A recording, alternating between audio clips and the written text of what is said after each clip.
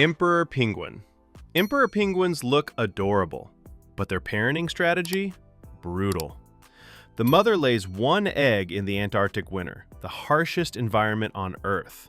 She immediately leaves. She walks up to 50 miles to the ocean to feed, abandoning the egg entirely. The father stays behind, balancing the egg on his feet for 2 months. No food, no water, just standing in negative 70-degree weather. When the mother finally returns, she takes over. And the father? He's lost nearly half his body weight. He staggers to the ocean to eat, sometimes dying on the journey. If the chick hatches too early and the mother isn't back yet, the father has a choice: stay and starve to death, or abandon the chick and save himself. Many choose themselves. The chick freezes within minutes. Harp seal.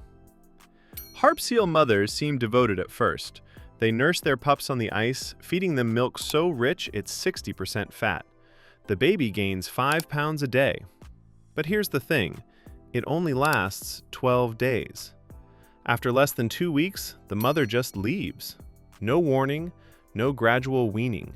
She swims away and never comes back. The pup is left alone on the ice. It doesn't know how to swim yet. It doesn't know how to hunt. It hasn't even opened its eyes underwater. It survives on stored fat for weeks, teaching itself to swim through trial and error. Many drown, many starve. The ones that survive do it entirely alone. 12 days of care, a lifetime of abandonment. Cane toad. Cane toads lay up to 30,000 eggs at once. You'd think with that many offspring, they'd care about at least a few.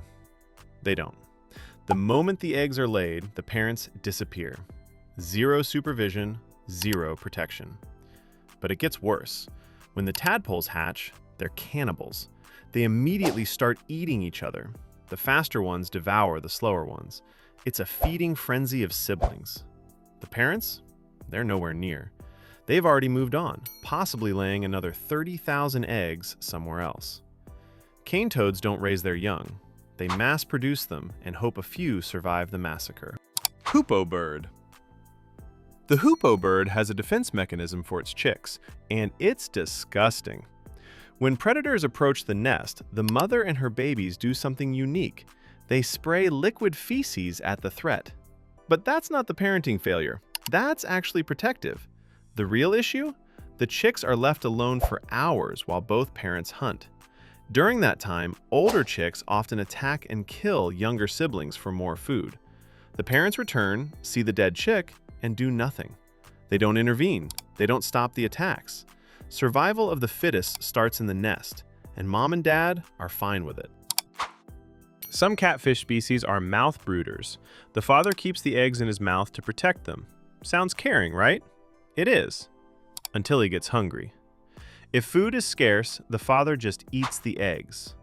All of them. His own children become his meal. But let's say he resists the urge and the eggs hatch. Now he has a mouthful of baby catfish. If a predator approaches and he needs to defend himself, he spits the babies out to create a distraction. The predator eats the babies. The father escapes. He sacrifices his offspring to save himself. And if any babies survive, he eventually spits them out and swims away. No teaching, no guidance, just, good luck, you're on your own. If you're shocked by these terrible parents, wait until you see number 1. But first, hit that subscribe button and drop a like. You'll want to be here for the next countdown. Koala. Koalas look cuddly. Their parenting is horrifying. A baby koala, called a joey, is born the size of a jelly bean. Blind, hairless, helpless. It crawls into the mother's pouch and attaches to a nipple for 6 months. So far, so good. But when it's time to transition to solid food, the mother does something unthinkable. She feeds the baby her own feces.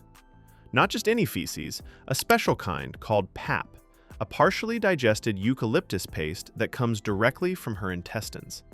The joey eats it straight from her anus. Why? Because eucalyptus is toxic. The baby's stomach needs specific bacteria to digest it, and the only way to get that bacteria is by eating mom's poop. After a year, the mother kicks the joey out.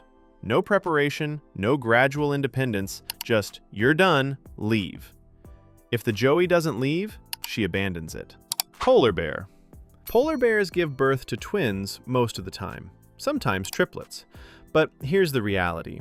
The mother often can't feed all of them, so she makes a choice. She picks the strongest cub and focuses all her energy on it. The weaker ones? Ignored. They cry, they try to nurse, she pushes them away.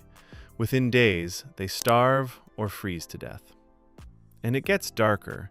If food is extremely scarce, polar bear mothers have been observed eating their own cubs. Not the dead ones, the living ones. She kills and consumes her own baby to survive. Because if she dies, all the cubs die anyway. It's survival math, and it's brutal. Black eagle. Black eagles lay 2 eggs. Both hatch a few days apart. The older chick is bigger, stronger, and more aggressive. And the moment the second chick hatches, the older one attacks it. It pecks it, bites it, shoves it relentlessly. The younger chick can't fight back. It's too small, too weak. And the parents, they watch. They do nothing. This is called obligate siblicide. It happens in 90% of black eagle nests. The older chick kills the younger one while the parents sit there. Why do they lay 2 eggs if only one will survive? Insurance.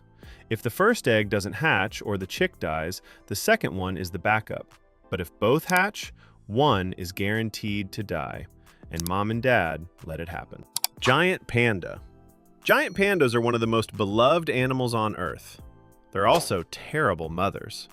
Pandas often give birth to twins, but they can only care for one. So the mother picks her favorite, usually the louder, stronger cub. The other one? Abandoned. She doesn't attack it, she doesn't kill it, she just ignores it completely. The rejected cub cries for hours, days if it's strong enough, but the mother never responds. It starves to death within a few feet of her. In captivity, zookeepers have to swap the twins every few days, tricking the mother into raising both. Without human intervention, one twin always dies. Pandas are so bad at parenting that they're going extinct despite massive conservation efforts. Hamster. Hamsters look cute, but they eat their babies. Mother hamsters give birth to litters of 6 to 12 pups. They're born blind, hairless, and completely helpless. If the mother is stressed by noise, light, or unfamiliar scents, she kills them. All of them. She bites their heads off and eats them one by one. But it gets worse. Even without stress, if the mother decides the litter is too big or if one baby is sick, she cannibalizes the weak ones. Sometimes she eats healthy babies just because she's hungry after giving birth. And if you touch the babies, your scent confuses her. She might reject the entire litter or eat them out of panic. Hamster mothers are adorable monsters. Sand tiger shark. Sand tiger sharks practice cannibalism before they're even born. The mother has 2 wombs. She produces dozens of eggs in each one. Multiple embryos start developing at the same time, but only 2 will survive. Here's why. The largest, most developed embryo in each womb starts eating its siblings while still inside the mother.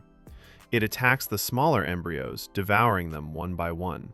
It consumes unfertilized eggs for nutrition. It grows stronger by eating its brothers and sisters. This is called intrauterine cannibalism. By the time the mother gives birth, only 2 pups remain, 1 from each womb. They've already killed and eaten 10 to 15 siblings. The mother doesn't intervene. She can't. The battle happens inside her. Survival of the fittest begins in the womb. Cuckoo bird. The cuckoo bird doesn't raise its own young, ever. Instead, it's a brood parasite. The female finds another bird's nest, usually a smaller species like a warbler or robin. She watches, waits. And when the host bird leaves, she sneaks in, destroys one of the eggs, and lays her own in its place. Then she flies away, forever. The host bird returns. It doesn't notice the switch. It incubates the cuckoo egg alongside its own. But the cuckoo egg hatches first, and the moment the chick is born, it commits murder. The baby cuckoo, blind and featherless, instinctively pushes the host's eggs out of the nest one by one. It uses its back to shove them over the edge. They fall and smash on the ground. If any host chicks have already hatched, the cuckoo pushes them out too. The host parents watch their real babies fall to their deaths. And then they feed the cuckoo. For weeks, they raise this imposter. They work themselves to exhaustion, feeding a chick that's often twice their size. The cuckoo chick never meets its real mother. It doesn't need to. It's already manipulated an entirely different species into doing all the work. The ultimate deadbeat parent. If this shocked you, smash that like button and subscribe for more wildlife facts that'll mess with your head. Nature isn't always beautiful. Sometimes it's just brutal.